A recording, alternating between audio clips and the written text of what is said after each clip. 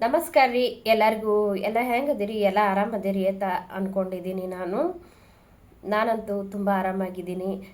ಇವತ್ತು ಏನು ಮಾತಾಡ್ಲಕ್ಕೆ ಬಂದೀನಿಯಪ್ಪ ಅಂತಂದ್ರೆ, ಒಬ್ಬರು ಕಸ್ಟಮರು ಗಾಯಮಾಗಿ ನನ್ನ ಹತ್ರ ಬರ್ತಾರೆ.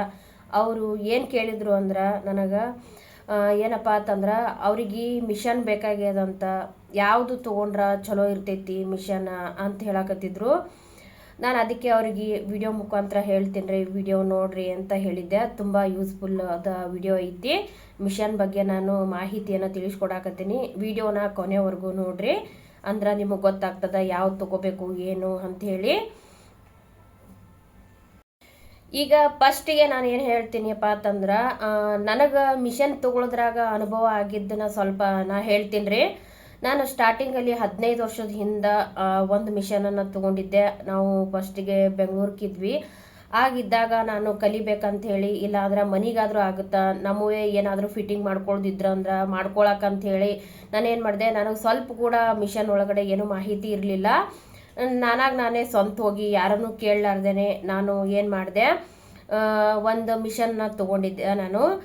ಆ ಮಿಷನ ತೊಗೊಂಡು ಬಂದೇವ್ರಿ. ಅವಾಗ 15 ವರ್ಷದಿಂದ ಮಿಷನ್ಗೆ ಎಷ್ಟು ಬಿದ್ದಿತ್ತಪ್ಪ ಅಂತಂದ್ರೆ, ಬರೀ 4,000 ರೂಪಾಯಿ ಬಿದ್ದಿತ್ತು ರೀ. ಅದಕ್ಕೆ 4,000 ರೂಪಾಯಿ ಬಿದ್ದಿತ್ತು. ಆಗಿನ ಕಾಲಕ್ಕೆ ಅದೇ ಜಾಸ್ತಿ ಆಯಿತು ನಮಗೆ. 15 ವರ್ಷದ ಹಿಂದೆ ತೊಗೊಂಡು ಬಂದ್ವಿ. ನಾವು ತೊಗೊಂಡು ಬಂದ ಮೇಲತ್ತ ಅದು ಸ್ವಲ್ಪ ದಿನ, 1 ವರ್ಷ ಮಾತ್ರ ಕರೆಕ್ಟಾಗಿ ನಡೀತು. ಆಮೇಲಿಂದ ಏನಾಗ್ಬಿಡ್ತು, ಅದು ಮಿಷನ್ ಸ್ಟ್ರಕ್ ಆಗೋದು, ಆಮೇಲಿಂದ ಏನೋ ಒಂಥರ ಒಟ್ಟಿನಲ್ಲಿ ನಡೀಲೇ ಇಲ್ಲ. ನಾವು ಪದೇ ಪದೇ ಅಂಗಡಿಗೆ ತೊಗೊಂಡು ಹೋಗೋದು, ರಿಪೇರಿ ಮಾಡಿಸೋದು, ಮತ್ತೆ ತೊಗೊಂಡು ಬರೋದು, ಇದೇ ಥರನೇ ಆಲಕ್ಕೆ ಸ್ಟಾರ್ಟ್ ಆಗ್ಬಿಡ್ತದು. ಒಂದು ದಿನಕ್ಕೂ ಒಂದು ಬ್ಲೌಸ್ ಕೂಡ ಅದು ಕರೆಕ್ಟಾಗಿ ಹೊಲಿಲಿಲ್ಲ. ಒಂದು ಡ್ರೆಸ್ ಫಿಟ್ಟಿಂಗ್ ಮಾಡೋಕೆ ಹೋದ್ರೆ ಅದು ಕೂಡ ಕರೆಕ್ಟಾಗಿ ಅದು ಫಿಟ್ಟಿಂಗ್ ಮಾಡ್ತಿರ್ಲಿಲ್ಲ. ಆ ಥರ ಪ್ರಾಬ್ಲಮ್ ಆಗ್ಬಿಡ್ತದ್ದು. ನಾವು ಏನೇ ರಿಪೇರಿ ಮಾಡಿಸ್ಕೊಂಡು ಬಂದರೂ, ಜಸ್ಟ್ ಈಗ ರಿಪೇರಿ ಮಾಡಿಸ್ಕೊಂಬಂದೇವು ಅಂತಂದ್ರೂ ಮತ್ತೊಂದು 2 ದಿನ ಬಿಟ್ಟು ಅದೇ ಥರ ಅದು ಪ್ರಾಬ್ಲಮ್ ಆಗೋದ್ರಿ. ಮತ್ತೆ ನಾವು ಅಲ್ಲೇ ತೊಗೊಂಡು ಹೋಗೋರು, ಆ ಥರ ಆಗ್ತಿತ್ತು. ನಾನು ಅದು ಯಾವ ಕಂಪ್ನಿ ತೊಗೊಂಡಿದ್ದೆ ಅಂತಂದ್ರೆ, ನನಗೂ ಗೊತ್ತಿರಲಿಲ್ಲ ಹಿಂಗೆ ತೊಗೋಬೇಕು, ಇದೇ ಥರ ಮಿಷನ್ನೇ ತೊಗೋಬೇಕಂತ. ನಾನು ಯಾರ ಕಡೆನೂ ಕೇಳಲಿಲ್ಲ. ನೀವು ಯಾರೇ ಮಿಷನ್ಗಳನ್ನು ತೊಗೋಬೇಕಾಗಿತ್ತಪ್ಪ ಅಂತಂದ್ರೆ ಗೊತ್ತಿರೋರಿಗೆ ಕೇಳಿ ಮಾಡಿ ತೊಗೊಳ್ರಿ. ತೊಗೊಂಡ್ಮೇಲತ್ತ ನಾವು ಏನು ಮಾಡೋಕೆ ಆಗೋದಿಲ್ಲ. ಯಾಕಂದ್ರೆ ಅವ್ರು ಮೊದಲೇ ರಿಟರ್ನ್ ತೊಗೋತೇವೆ ಅಂತಂದಿದ್ರೆ ನಾವು ಏನಾರ ರಿಟರ್ನ್ ಮಾಡಿ ತೊಗೋಬೋದು. ಇಲ್ಲ ಅಂತಂದ್ರೆ ಭಾರಿ ಕಷ್ಟ ಆಗ್ಬಿಡ್ತೈತಿ. ಯಾಕಂದ್ರೆ ಈಗ ಮಿಷನ್ ಈಗ ಯಾವುದು ಸೊಯ್ ಇಲ್ಲ. ಅವಾಗ ನಡೀತು ಹೆಂಗೋ, ಈ ಸದ್ದು ಭಾಳ ರೇಟ್ ಅದಾವ್ರಿ. ಹಾಗಾಗಿ ಮಾಹಿತಿ ತಿಳ್ಕೊಂಡೆ ನೀವು ಮಿಷನ್ಗಳನ್ನು ಪರ್ಚೇಸ್ ಮಾಡಿರಿ. ಮತ್ತು ಆಮೇಲೆ ಕಂಪ್ನಿಗಳು ಯಾವ ಕಂಪ್ನಿ ತೊಗೊಂಡ್ರೆ ನಮಗೆ ಚಲೋದು ಬರ್ತೈತಿ ಅಂಥೇಳಿ ಅದನ್ನು ಮೊದಲು ನೀವು ತಿಳ್ಕೊಬೇಕಾಗತ್ತಾ. ಆಮೇಲಿಂದ ನಾನು ಅದನ್ನು ತೊಗೊಂಡಿಲ್ರಿ. ನಾನು ಯಾವ ಕಂಪ್ನಿ ತೊಗೊಂಡೆ ಅಂತ ನಿಮಗೆ ಹೇಳ್ತೀನಿ. ನನಗೆ ಗೊತ್ತಿಲ್ಲಕ ನಾನು ಏನು ಮಾಡಿದೆ, ಚಂದನ್ ಕಂಪ್ನಿ ಅಂತ ಹೇಳಿ ಒಂದು ಕಂಪ್ನಿ ಬಂದಿತ್ತದು. ಆಗ ನಾನು ಆ ಕಂಪ್ನಿ ತೊಗೊಂಡೆ. ಆಮೇಲೆ ಬಾಡಿ ಏನು ಬರ್ತಿತ್ತಲ್ಲ ಅದ್ರದ್ದು ಬ್ಲೂ ಕಲರ್ ಇತ್ತು, ಅದ್ರದ್ದು ಚಂದನ್ ಕಂಪ್ನಿ ಅಂಥೇಳಿ ತೊಗೊಂಡ್ಮೇಲೆ ಅದು ಒಟ್ಟ ನಡೀಲಿಲ್ಲ. 1 ವರ್ಷ ಅಷ್ಟೇ ಕರೆಕ್ಟಾಗಿ ಬಂತು. ಅದು ರಿಪೇರಿ ಮಾಡ್ತಾ ಆ ಥರ ಆಯ್ತದು. ಆಮೇಲೆ ಅದನ್ನು ತೆಗೆದು ಇಟ್ಬಿಟ್ಟೆ. ನಾನು ತೆಗೆದಿಟ್ಟು ಮತ್ತೊಂದು ಸೆಕೆಂಡ್ ಹ್ಯಾಂಡ್ ಮಿಷನ್ನ ತೊಗೊಂಡು, ಡರ್ಬಿ ಮಿಷನ್ನ ಸೆಕೆಂಡ್ ಹ್ಯಾಂಡ್ ತೊಗೊಂಡು ನಾನು ಬಟ್ಟೆ ಹೊಲಿಯೋದನ್ನು ಕಲಿತೆ. ಫಸ್ಟಿಗೆ ನಾನು ಡ್ರೆಸ್ ಕಲ್ತಿದ್ದೆ ನಾನು ಬೆಂಗಳೂರಾಗ ಇದ್ದಾಗ. ಆಮೇಲೆ ಸ್ಯಾರಿ ಪೆಟಿಕೋಟ್ನು ಕೂಡ ನಾನು ಅಲ್ಲಿ ಕಲ್ತಿದ್ದೆ. ಒಬ್ರು ಗಂಡ್ಮಕ್ಳ ಹತ್ರ ನಾನು ಕಲ್ತಿದ್ದೆ. ಇಲ್ಲಿಂದ ಚಲೋ ಆಯ್ತು ರೀ ನಂದು ಬಟ್ಟೆ ಹೊಲಿಯೋದು ಸಣ್ಣಗೆ ನಾನು. ಆಮೇಲೆ ಮಧ್ಯೆ ಸ್ವಲ್ಪ ಹೊಲಿಯೋದು ಬಿಡೋದು, ಅಂದ್ರೆ ಯಾಕಂದ್ರೆ ಮನೆಗಳು ಚೇಂಜ್ ಮಾಡ್ತಿದ್ದೇವಲ್ಲ, ಹಾಗಾಗಿ ಕಸ್ಟಮರ್ ಸರಿಯಾಗಿ ನಮಗೆ ಬರ್ತಿರ್ಲಿಲ್ಲ. ಅದಕ್ಕೋಸ್ಕರ ಹೊಲಿಯೋದು ಬಿಡೋದು ನಾವು ಮಾಡ್ತಿದ್ದೇವ್ರಿ.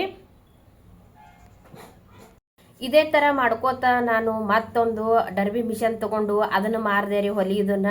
ಯಾಕಂದ್ರೆ ಅದು ಮೊದಲೇ ನಾನು ಸೆಕೆಂಡ್ ಹ್ಯಾಂಡ್ ತೊಗೊಂಡಿದ್ದೆ. ಅದನ್ನು ಕೂಡ ನನಗೆ ಸರಿಯಾಗಿ ನಡೀಲಿಲ್ಲ. ಅದಕ್ಕೋಸ್ಕರ ಅದನ್ನು ನಾವು ಮಾರಿದ್ದೆ. ಮಾರಿದ ಮೇಲತ್ತ ನನಗೆ ಹಿಂದಾಗಡಿ ನಾನು ಪೂರ್ತಿ ಎಲ್ಲ ಬ್ಲೌಸ್ ಎಲ್ಲ ಹೊಲಿಬೇಕು. ನಾನು ಮಕ್ಕಳು ಕೂಡ ದೊಡ್ಡವರಾದ್ರಲ್ಲ, ಮಕ್ಕಳು ನನಗೆ ಕೈ ಬಿಟ್ರಲ್ಲ. ಯಾಕಂದ್ರೆ ನಾನು ಡೆಲಿವರಿಗೆ ಅಂತ ಹೇಳಿ ಇಲ್ಲಿ ಊರಿಗೆ ಬರ್ತಿದ್ದೆ. ಬಂದಾಗ ಏನಾಗ್ಬಿಡ್ತಿತ್ತು ಅಂದ್ರೆ, ವರ್ಷಾನುಗಟ್ಲೆ ಮಿಷನಲ್ಲೇ ಇರ್ತಿತ್ತು. ನಮ್ಮ ಮನೆಯವ್ರು ಅದ್ರ ಕಡೆ ಗಮನ ಕೊಡ್ತಿರ್ಲಿಲ್ಲ, ಅದಕ್ಕೆ ಆಯಿಲ್ ಎಲ್ಲ ಹಾಕ್ತಿರ್ಲಿಲ್ಲ. ಹಾಗಾಗಿ ಹಳಿ ಮಿಷನ್ನು ನಾನು ಅದನ್ನು ಮಾರಿಬಿಟ್ಟೆ. ಮಾರಿದ ಮೇಲತ್ತ ಏನಾಯಿತು, ನನ್ನ ಮಕ್ಕಳೆಲ್ಲ ಈಗೆಲ್ಲ ನನ್ನ ಕೈ ಬಿಟ್ಟರು, ಸ್ವಲ್ಪ ಸ್ಕೂಲ್ಗೆಲ್ಲ ಹೊಂಟ್ರಲ್ಲ.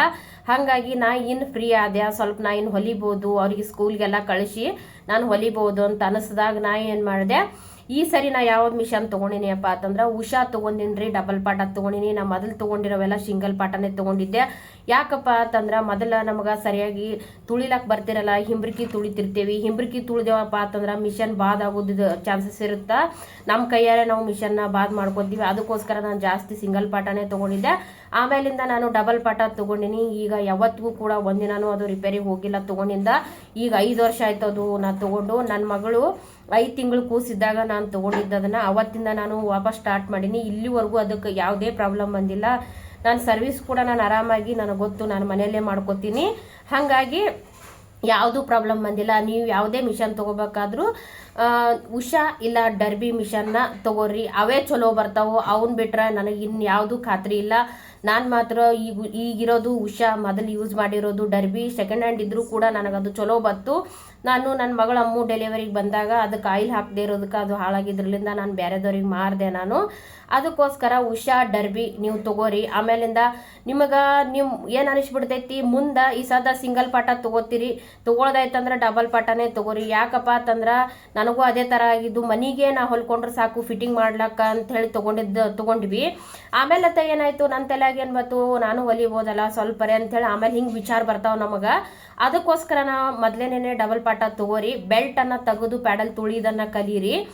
ಕಲಿತು ಬಿಟ್ಟು ಕರೆಕ್ಟಾಗಿ ನೀವು ಹಿಂಬ್ರಿಕಿ ಹೊಡಿಲಾರ್ದೇ ಮಿಷನ್ ಸೀದಾ ಹೊಡ್ಕೊಂಡು ಕಲಿತು ಆಮೇಲಿಂದ ನೀವು ಹೊಲಿಲಕ್ಕ ಸ್ಟಾರ್ಟ್ ಮಾಡ್ಬೋದು. ಕಂಪ್ನಿ ಮಾತ್ರ ಇವೆರಡರಾಗ ಒಂದನ್ನು ತೊಗೋರಿ, ಯಾವುದೇ ಪ್ರಾಬ್ಲಮ್ಸ್ ಬರೋದಿಲ್ಲ ಇದು.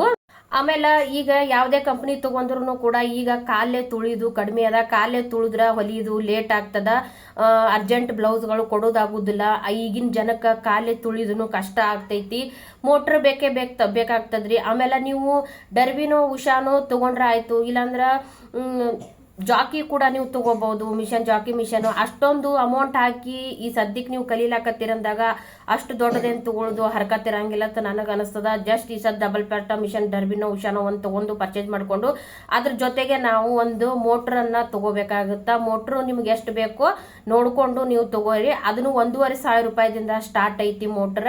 ಅದ್ರ ಜೋಡಿನೇ ಬಂದುಬಿಡ್ತದ. ನಾನು 2,500 ಕೊಟ್ಟು ತೊಗೊಂಡಿನಿ, ಯಾಕಂದ್ರೆ ಚಲೋ ಕ್ವಾಲಿಟಿದು ತೊಗೊಂಡಿನಿ. ಹಾಗಾಗಿ ನನಗೆ ಮಿಷನು ಎಲ್ಲ ಸೇರಿಸಿ ನನಗೆ 15,000 ತನ ಮನೆಗೆ ಬಂದು ಹತ್ಬೇಕಾದ್ರೆ ನನಗೆ ನನ್ನ ಮಿಷನ್ಗೆ 15,000 ತನ ಬಂತ್ರಿ. ಹೀಗಾಗಿ ಇವತ್ತಿನವರೆಗೂ ನನ್ನ ಮಿಷನ್ ಯಾವ ಪ್ರಾಬ್ಲಮ್ ಆಗಿಲ್ಲ.